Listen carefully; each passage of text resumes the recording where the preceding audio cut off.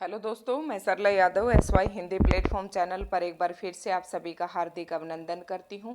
और हम अपने SY हिंदी प्लेटफॉर्म चैनल पर HPSC द्वारा निकाली गई PGT की भर्ती और असिस्टेंट प्रोफेसर की जो एडवर्टाइजमेंट निकाली गई हैं उनकी तैयारी हम अपने चैनल पर करवा रहे हैं। जो भी कैंडिडेट इच्छुक हैं और तैयारी करना चाहते हैं हमारे चैनल से जुड़कर, तो वो चैनल को सब्सक्राइब करें, बेल आइकन पर प्रेस कर लें ताकि हर एक नोटिफिकेशन आप तक पहुंच सके।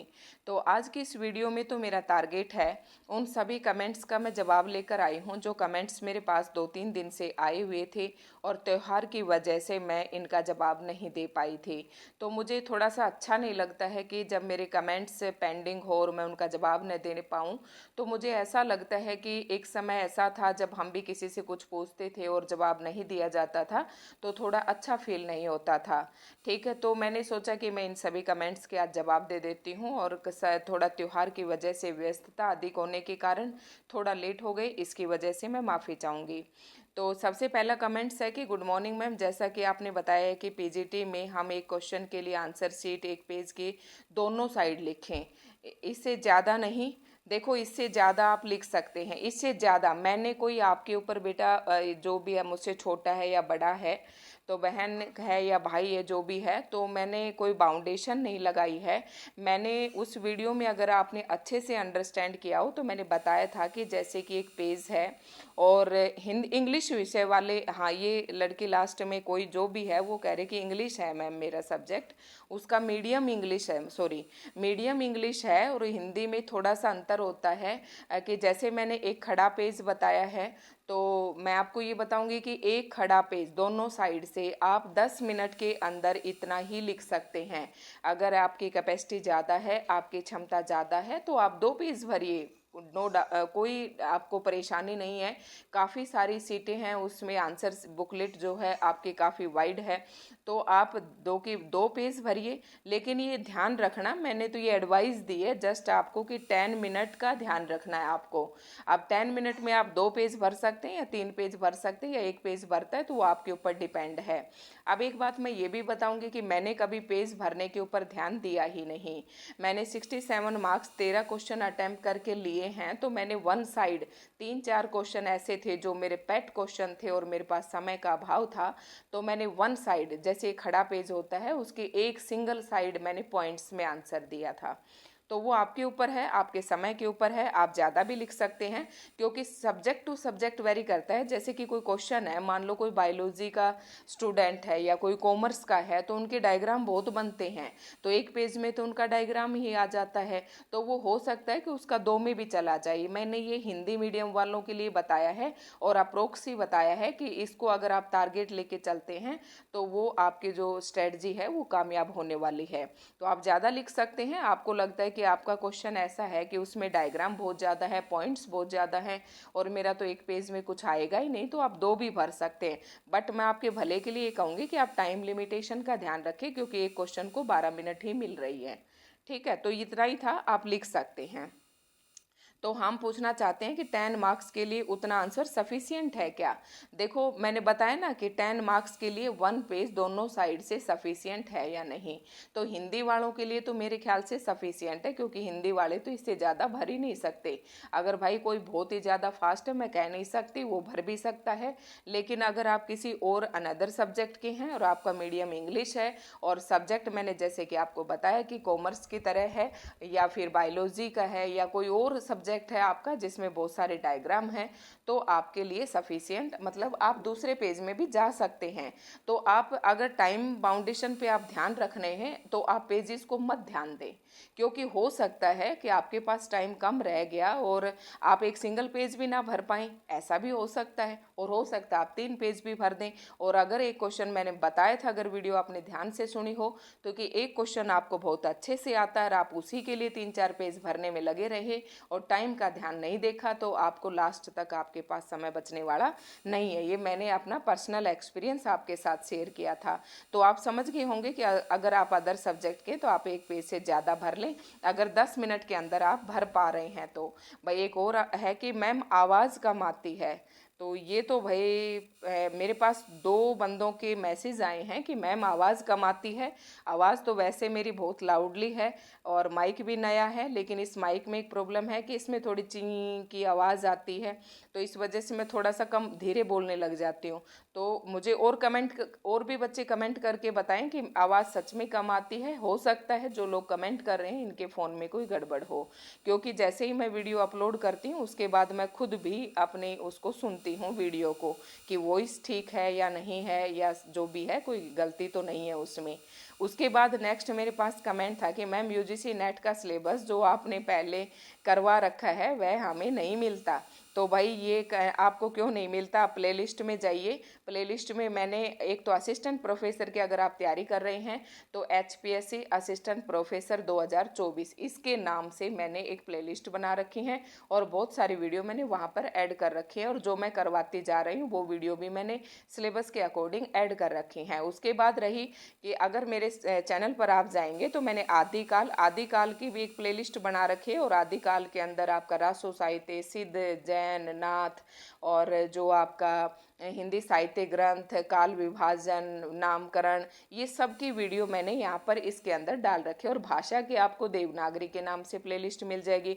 उसी प्रकार इस पर ऐसे मैंने मध्यकाल के डाल रखे हैं। फिर आपके जैसे रीतिकाल, भक्तिकाल और आधुनिक काल, इनके नाम से आपको प्लेलिस्ट मिल जाएंगी। आदिकाल, भक्तिकाल, रीतिकाल और आधुनिक काल। और आधुनिक काल के अंदर आपको भारतेंदु युग, द्विवेदी युग, प्रगति, प्रयोग, ये सारे आपको मिल जाएंगे। ठीक है। वैसे वो स्क्रीनिंग के लिए सही है वो सारी वीडियो, अभी सब्जेक्टिव के लिए सारी वीडियोस मैं दोबारा भी डालूंगी। ठीक है। तो जब तक आपको रचनाएं याद करनी है आप वहाँ से याद कर लें। नेक्स्ट है वेटिंग लिस्ट कब तक आएगी मैडम टीजीटी की, तो ये मैंने कल भी वीडियो डाली थी, और वेटिंग लिस्ट का कोई भी फिक्स टाइम अभी नहीं है। और जैसे कि जो भी टीजीटी का रिजल्ट आया था और उसके बाद जितनी भी वैकेंट सीट थी, और तो मैंने वो उसके ऊपर एक वीडियो बनाई है कि किस प्रकार से आपकी वेटिंग लिस्ट आ सकती है। तो ठीक है, इसका भाई कोई कंफर्म नहीं है कि वेटिंग लिस्ट कब आएगी, चुनावी दौर चल रहा है और इसमें सब अपने अपने मतलब पे लगे हुए हैं, तो कुछ नहीं कह सकती। मैम सेकंड पेपर भी सोल्व करवाइएगा, तो ये सेकंड पेपर मैंने सोल्व करवा दिया है। सोल्व करवाने का मतलब है कि इनके आंसर्स तो मैंने नहीं बताए, क्योंकि एग्जैक्ट आंसर आप कहेंगे कि मैम इनके एग्जैक्ट आंसर दीजिए, तो ये भाई बनाने पड़ेंगे आपको आंसर्स। जैसे कि पोएम थी आरो भाग 1, आरो भाग 2 में, तो उनके आंसर्स आपको बनाने पड़ेंगे। और आंसर्स आपको बनाने कैसे पड़ेंगे कि क्वेश्चन को आप तोड़िए, विभाजित कीजिए कि कितने पार्ट्स आपसे पूछे गए हैं प्रश्न के। कि जैसे कि एक प्रश्न था कि मीराबाई का साहित्यिक जीवन परिचय बताते हुए पंक्तियों की व्याख्या कीजिए, ये एक प्रश्न था। तो इसमें आपको पहले मीराबाई का जीवन परिचय बताना है, उसमें उसकी रचनाएं भी बतानी है, थोड़ा सा भाषा शैली पर भी प्रकाश डालना है, फिर आपको संदर्भ देकर व्याख्या बतानी है। ठीक इस प्रकार से आपको करनी है। उसके बाद नेक्स्ट है कि नेक्स्ट कमेंट पे आते हैं। और पीजीटी वालों बच्चों के लिए मैं कहूँगी कि आप ऐसा ना सोचें कि मैंने अपने चैनल पर कुछ नहीं करवा रखा है पीजीटी के लिए। तो आरो भाग 1 यानी कि आपके सिलेबस में जो मुंशी प्रेमचंद वाला जो सिलेबस दे रखा है एक साइड का, आरो भाग 1 में से, ऐसे तो सिलेबस में नहीं लिखा हुआ होगा, लेकिन जो मुंशी प्रेमचंद मियाँ नसरुद्दीन वाला जो पार्ट है वो सारा मैंने अपने चैनल पर करवा रखा है, तो आप उसे देख सकते हैं। अगर कोई चैप्टर रहते हैं 5-4 तो वो सिर्फ जो आपका दूसरा है भगतीन, बाजार दर्शन, पहलवान की ढोलक, यहाँ तक तो मुझे अच्छे से याद है, विदाई संभाषण तक मैंने करवा रखे हैं, आप देख सकते हैं। ठीक है। तो अगर फिर भी आप चाहते हैं कि मैम कुछ पढ़ाइए, कुछ डालिए, तो आप कमेंट कर सकते हैं, मैं डाल दूंगी, क्योंकि फिलहाल मैं असिस्टेंट प्रोफेसर की वीडियोस डाल रही हूँ। ठीक है। मैम पीजीटी में कविता के पदों की व्याख्या की आपने, कबीर के पद लिख लिख कर असिस्टेंट प्रोफेसर में ऐसे क्वेश्चंस अटेम्प्ट करना पॉसिबल नहीं क्लास। जैसे कि हाँ, मैं ये आपका बात समझ गई, यहाँ पर मैसेज और भी था और आपका जो क्वेश्चन है वो बिल्कुल सही है।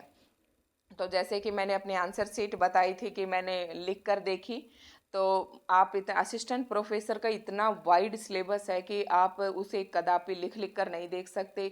अभी समय कितना मिलता है, क्या मिलता है, किस हिसाब से फिर उसके बाद देखते हैं। लेकिन बहुत ज़्यादा सिलेबस है कि जैसे मैंने 3-4 वीडियो डाली हैं।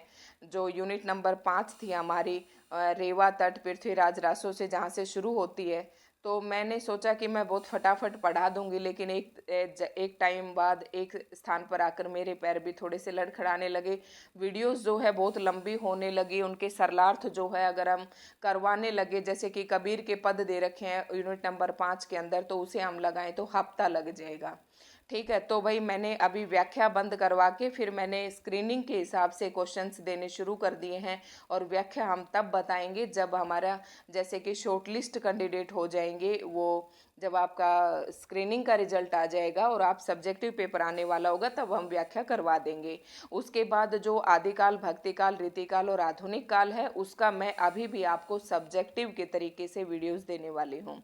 ठीक है, तो ये इम्पॉसिबल सा है थोड़ा, आपका जो कमेंट है वो बिल्कुल सही है कि थोड़ा इम्पॉसिबल सा लगता हुआ दिखाई दे रहा है।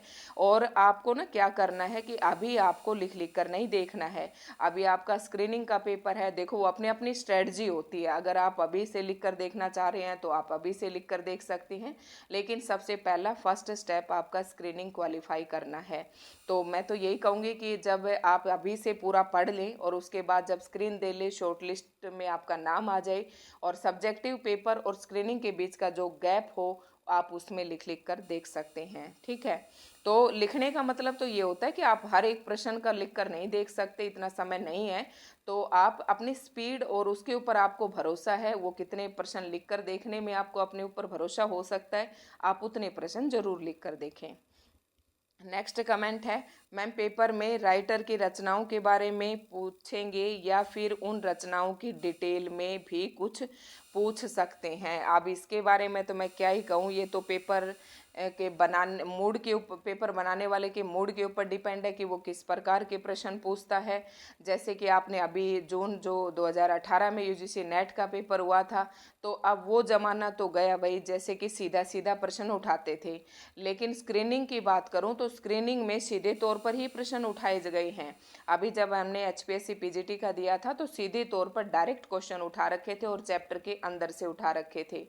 ठीक है, इसीलिए मैं ये कह रही थी आपको कि जो मैंने 13 क्लासेस डाल दी हैं। ठीक है, 13 क्लासेस मैंने डाली हैं, इनमें मैंने एक एक लाइन टू लाइन पढ़ाया है ताकि आपका कोई भी एक भी प्रश्न ना छूटे। तो ये उसके ऊपर डिपेंड है। सब्जेक्टिव में तो आपके पास पूरा आएगा। इसमें क्या कि रचनाओं की डिटेल में भी, हाँ रचनाओं की डिटेल में से भाई अब असिस्टेंट प्रोफेसर लेवल का पेपर बनेगा तो हो सकता है बीच में से भी पूछ सकते हैं, उसके माइंड का हम कुछ नहीं बता सकते। ठीक है, तो मैम आप कहते हो कि असिस्टेंट प्रोफेसर की आधे से ज़्यादा सिलेबस आपने यूजीसी नेट में करवा रखा है, लेकिन जब प्लेलिस्ट में, तो इसका जवाब भी मैंने आपको दे दिया है। तो वहाँ पर सारी प्लेलिस्ट हैं, आप जितना पढ़ना चाहें। मैंने बताया था कि ऐसे आपको कोई टॉपिक नहीं मिलेगा, आप ये सोच रहे हो कि मैंने तो फिर भी सीक्वेंस से करवा रखा अपने चैनल पर। तो आपको क्या करना है कि जो आपको एचपीएससी ने सिलेबस दिया है उसके एक हार्ड कॉपी निकलवा कर अपने सामने रखें और आप यूनिट वाइज लग जाएं और टॉपिक वाइज आप ढूंढना शुरू कर दें। ठीक है, अगर आपको यूट्यूब से पढ़ना है तो पहले आप यूट्यूब से पढ़ लें, फिर आप अपनी बुक से रीड कर लें उसे और फिर अपने नोट्स बना ले। मैम इंटरव्यू 12.5 मार्क्स का। नेक्स्ट कमेंट है हमारा, मैम इंटरव्यू 12.5 मार्क्स का ही था या 12.5% वेटेज थी? देखो इसका बताती हूँ मैं आपको कि जो हमारा सब्जेक्टिव पेपर हुआ था वो 150 नंबर का हुआ था। जब इसको 100 में से कन्वर्ट किया गया तो इसमें बनते हैं 87.5%।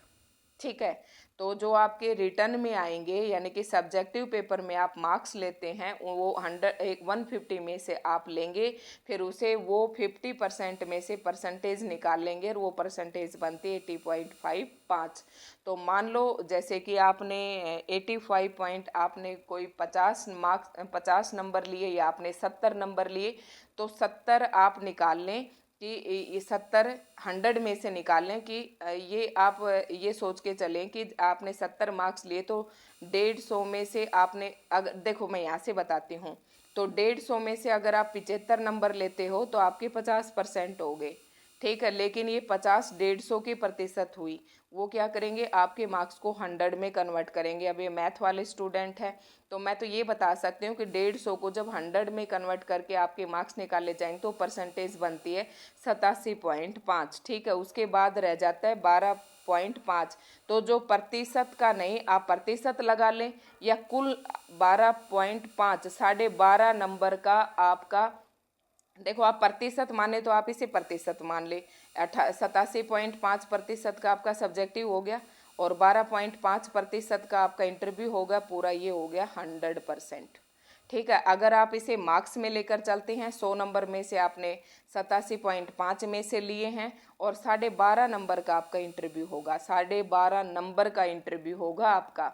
12.5 में से आप 5 लेते हैं, इसकी कोई प्रतिशत नहीं है, 12.5। ये देखो यहाँ पर क्या होगा कि जब आपने मान लो 1 नंबर लिया है तो 1 नंबर को 150 में से तो क्या है उसकी वेटेज और 100 में से क्या है, तो यहाँ पर ना आपका 1 नंबर पूरा नहीं लगेगा। जब 100 में से निकालेंगे, जब आपको उसमें से वो छोटा होकर कम होकर मार्क्स आपको मिलेंगे। अगर इंटरव्यू में आप नंबर लेते हो, जैसे कि बार वो मैंने बताया कि जैसे कि रिटर्न में मान लो किसी ने 67 ही लिए तो उसके हो गए 39.88 या कुछ समथिंग ऐसे बनते, इधर के पॉइंट मुझे एग्जैक्ट नहीं पता, इतने बनते हैं। ठीक है, अब आपने ये तो कम हो गए ना, आपके कम हो गए, 67 से कितने हो गए 39 हो गए, फिर 100 में कन्वर्ट करके लाए जब। ठीक है, उसके बाद 12.5 इंटरव्यू की बात करें तो इसमें इस तरीके से कम नहीं होंगे, इसलिए तो इंटरव्यू पे ज़्यादा फोकस किया जाता है, क्योंकि इंटरव्यू में अगर आप 4 नंबर लेते हैं तो 4 डायरेक्ट जुड़ते हैं और 43 हो जाते हैं। इस बात का आपको ध्यान रख ले, इसलिए इंटरव्यू अहम होता है। तो इसमें सीधे नंबर जुड़ेंगे आपके, ये कोई कन्वर्ट होने वाले नहीं है। इस 12 नंबर की परीक्षा अभी आपकी 12.5 नंबर जो परीक्षा है 12.5 नंबर की, वो आपकी हुई नहीं है और ये किसी में भी कन्वर्ट नहीं होगी आपकी परीक्षा। ठीक है, ये नहीं होगी, ये एज इट इज़ आपको, आप जितने में से आप इसमें से जितने लेंगे, 4.5 लिए तो आपके 4.5 जुड़ेंगे, 5 लिए तो सीधे 5 जुड़ेंगे, 6 लिए तो सीधे 6 जुड़ेंगे, लेकिन 150 में से जो आप लिए उसे वो 100 में कन्वर्ट करके लाएंगे तो वो थोड़े कम हो जाते हैं। ठीक है, आई होप आप समझ गए होंगे। अब भाई इतना ही मुझे इसको समझाना आता है। नेक्स्ट है मैम क्या आपका सिलेक्शन हो गया? भाई मेरा सिलेक्शन मैंने कई बार वीडियो में बता रखा है कि 0.25 से मेरा सिलेक्शन रहा, लेकिन अभी भी मेरी थोड़ी सी चल रही है, मैं वेट कर रही हूँ किसी चीज़ का, तो आपको बाद में बताऊँगी। मैम कौन सी बुक्स से करा रहे हैं आप? भाई मेरी बुक्स की मत पूछा करो, मेरी बुक्स के बारे में मैंने एक वीडियो बना के डाल रखी है। मेरे पास जितनी बुक्स का कलेक्शन था मैंने सारी आपको उस वीडियो में दिखाई थी कि कौन सी बुक से पढ़े, कहाँ से तैयारी करें। तो मैं कोई टॉपिक मुझे जहाँ से अच्छा लगता है मैं वहीं से उस टॉपिक को उठाती हूँ, कोई मेरी फिक्स बुक नहीं है। मैम जैसे 3 क्वेश्चन नहीं आते उसे छोड़ दें। मैम जैसे कि क्वेश्चन नंबर मैंने बताया था कि वीडियो आपने अच्छे से देखी होगी, तो मैंने बताया था कि मैं जो फर्स्ट क्वेश्चन था मैं उसमें जो मैंने बताया था कि जैसे कि 18 क्वेश्चन आए कि 15 करने हैं, और मैं फर्स्ट क्वेश्चन में इतनी पजल्ड हो गई थी क्योंकि मुझे ये नहीं समझ आ रहा था उससे जो इंस्ट्रक्शंस दी हुई थी उसकी लैंग्वेज के हिसाब से कि मुझे सीक्वेंस से करने हैं या मैं विदाउट सीक्वेंस करूँ। फिर मैंने सोचा कि सिलेक्शन का सवाल है तो इसमें क्या है कि मेरे हिसाब से आप 3 आपको नहीं आता तो आप 3 को छोड़ के 4th कर सकते हैं, 4th भी नहीं आता तो आप सबसे पहले 5th भी कर सकते हैं, आप कोई भी कर सकते हैं, लेकिन जो चेकर है वो आपके स्टार्टिंग के 15 क्वेश्चन ही चेक करेगा। ठीक है, ये सारी बातें मैंने वहाँ से डिटेल में आपको बता दी थी, तो आप छोड़ सकते हैं। उसके बाद है गुड मॉर्निंग मैम, जैसा कि आपने बताया है कि पीजीटी में हम एक क्वेश्चन के लिए आंसर शीट आई है, इसका जवाब मैंने आपको दे दिया है। उसके बाद आवाज़ कम आती है आपकी, दोबारा से ये मेरे पास मैसेज आया है, तो भाई इसके लिए मैं चाहूँगी कि 1-2 बच्चे और भी कमेंट करें कि क्या वास्तव में आवाज़ कम आ रही है। तो हो सकता है उनके उसके फ़ोन में कोई खराबी हो, तो भाई या उन्हीं के फ़ोन में कम आ रही हो, अगर मेरे में कम आ रही है तो मुझे कमेंट करके 1-2 बच्चे और भी बताएं ताकि मैं जज कर सकूं। तो ये कुछ कमेंट्स थे जिनका मैं बहुत दिनों से जवाब नहीं दे पा रही थी, तो आज की वीडियो आपको दोस्तों कैसी लगी कमेंट करके ज़रूर बताएं। ठीक है, मेरे ख्याल से सभी कमेंट्स के जवाब हो गए हैं। ठीक है, तो वीडियो अच्छी लगी तो लाइक एंड शेयर करें, अगर आप और कुछ पूछना चाहते हैं तो ऐसे कमेंट कर दें और वेट करें, जो अर्जेंट होता है उसका मैं वहीं पर दे देती हूँ, और जो मेरे को लगता है कि मैं कमेंट में नहीं समझा सकती इस चीज़ को, मुझे वीडियो ही बनानी पड़ेगी, इसलिए मैं उसमें थोड़ा सा टाइम लगा देती हूँ। तो धन्यवाद दोस्तों। अगर फिर से कहती हूँ, अगर आप असिस्टेंट प्रोफेसर की तैयारी करना चाहते हैं तो चैनल को सब्सक्राइब कर सकते हैं। आप लोग काफ़ी अच्छा सपोर्ट कर रहे हैं, काफ़ी अच्छे जो है मेरा मुझे मोटिवेशन मिल रहा है वीडियो बनाने के लिए। तो आप सभी का जो सहयोग है उसके लिए बहुत बहुत धन्यवाद।